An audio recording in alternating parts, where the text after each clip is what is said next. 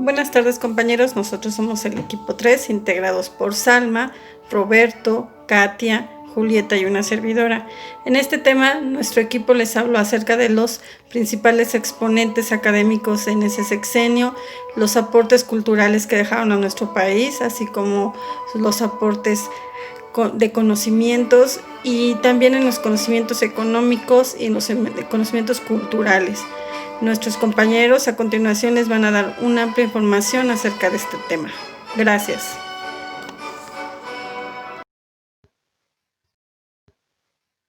Los empresarios 1970-1976.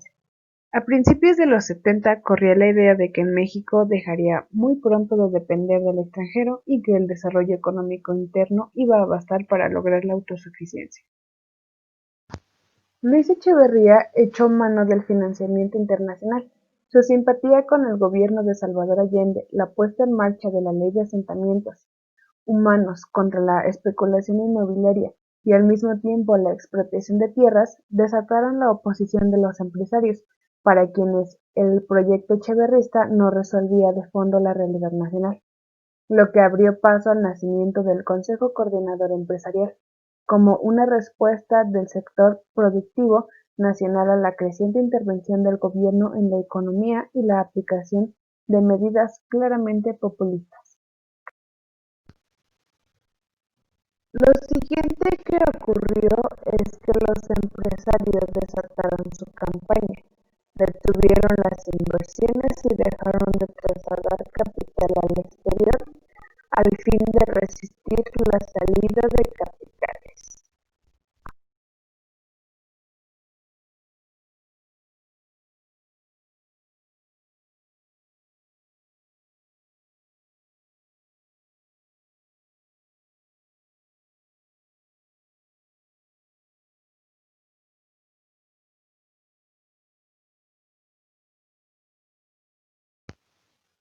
Para el último año de su gobierno, Echeverría había multiplicado la deuda pública externa 4 veces. La crisis económica de 1976 destruyó los principales soportes del desarrollo estabilizador al devaluar la moneda, que fue la peor devaluación desde 1954, eliminar el tipo de cambio y acelerar el proceso inflacionario. Pero la crisis no llegó a generar una alternativa, sino una serie de medidas para paliarla, fundamentalmente a través de la disminución del gasto público, la contracción de salarios y la retracción del crédito y las inversiones. Una empresa con quien tuvo principal conflicto el gobierno de Luis Echeverría fue con Grupo Monterrey. Él mencionaba que no bastaba con crear fábricas, porque no establecían instituciones de desarrollo económico y en especial de los marginados de la zona metropolitana de Monterrey, aunque crean industrias, son profundamente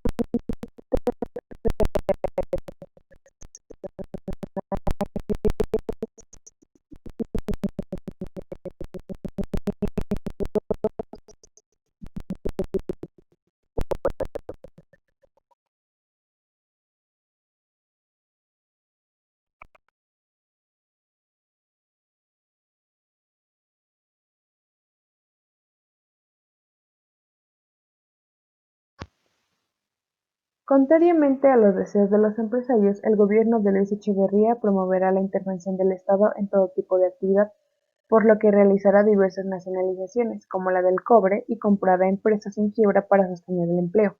Además, impulsará los ejidos colectivos y el reparto masivo de tierras, lo cual agravará el conflicto con los organismos empresarios, especialmente al final de su periodo, con motivo de la expropiación de 100.000 hectáreas de los valles del Mayo y del Yaqui, hecho que desencadenará una campaña de desprestigio en su contra por parte de los poderes fácticos empresariales, que lo etiquetarán de populista.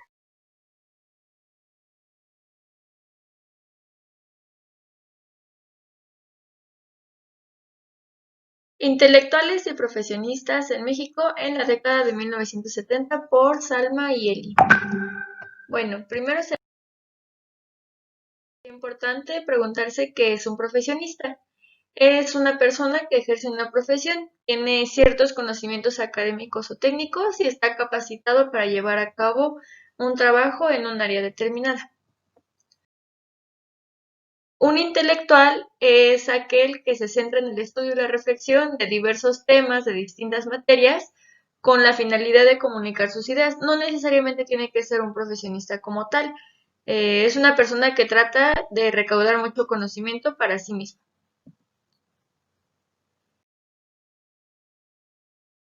Y bueno, los intelectuales en esta década de 1970 hasta 1982 aproximadamente eran en su mayoría de pensamiento de izquierda. Tratan de compartir reflexiones acerca de, bueno, afines a ese tipo de pensamiento, sobre todo con los antecedentes que se tienen en el país, como el movimiento del 68. Entonces se hablaba de un gobierno que ya no fuera opresor, sino un gobierno que libere las ideas también.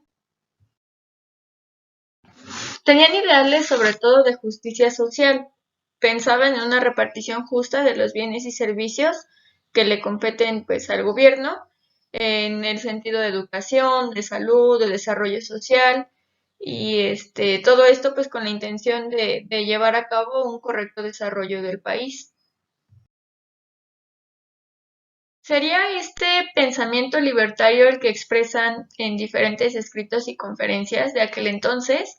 Un ejemplo, Elenia Poniatowska, aunque no es mexicana, ella es francesa, vivió mucho tiempo en la Ciudad de México y, por ejemplo, escribió un libro acerca de lo ocurrido en Tlatelolco en el 68, igual con ideales de libertad, de justicia social. José Emilio Pacheco es otro ejemplo que también dio muchas conferencias a partir del mismo punto. Paco Ignacio Taibo, segundo, también que hasta la actualidad se mantiene en esa línea de compartir estos ideales.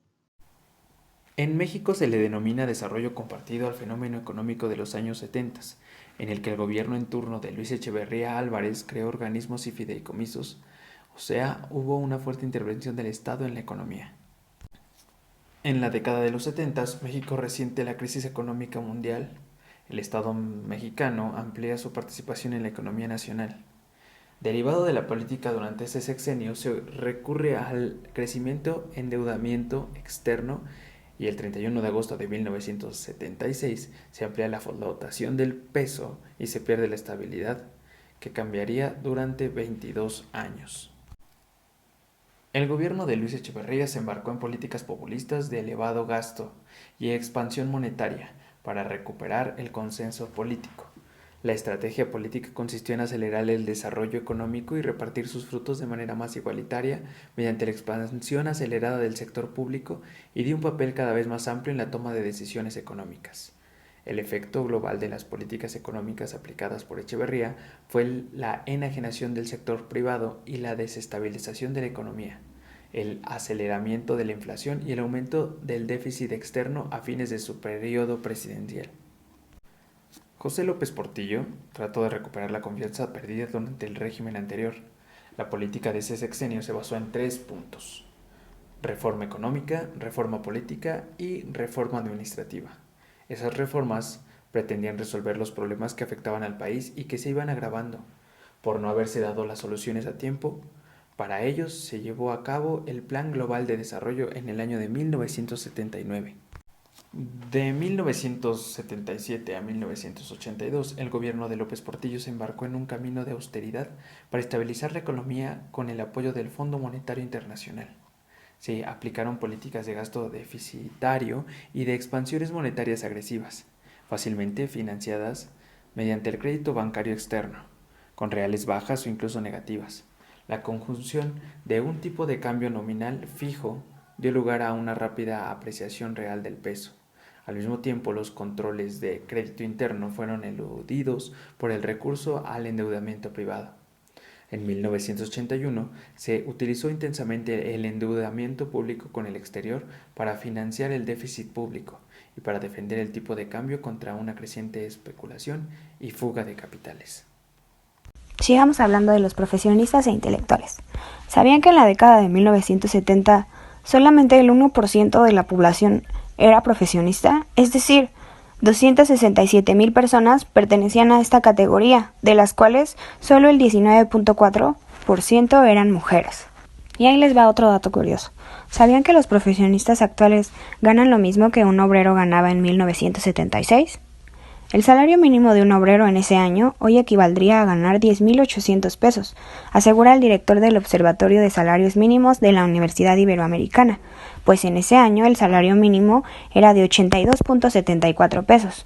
Actualmente es de 123.22 pesos, lo que significa que en 44 años que han pasado desde 1976 hasta 2020, solamente ha incrementado 1 peso por año el salario mínimo.